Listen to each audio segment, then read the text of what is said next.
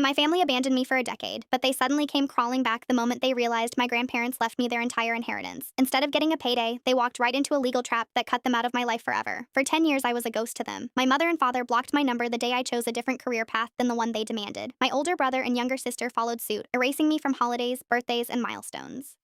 I survived the loneliness, built a life, and found comfort in the only two people who didn't discard me: my maternal grandparents. They became my real parents, my anchors, and my protectors. 2 months ago, my grandfather passed away, just a year after my grandmother. I was devastated. While I was mourning, my phone suddenly lit up with texts from numbers I hadn't seen in a decade. My mother sent a long paragraph about how she missed her baby. My father left a voicemail saying, "Blood is thicker than water." My older brother added me to a group chat, and my younger sister sent old childhood photos, acting like the last 10 years were just a minor misunderstanding. I was confused by this sudden wave of affection until my grandfather's lawyer called me. He told me that my mother had been calling his office furiously, demanding to know when the estate would be divided. That is when the pieces clicked. They didn't want me. They wanted the multi-million-dollar estate my grandparents accumulated. They thought that by playing nice, I would split my grandparents' wealth with them. I decided to give them exactly what they deserved.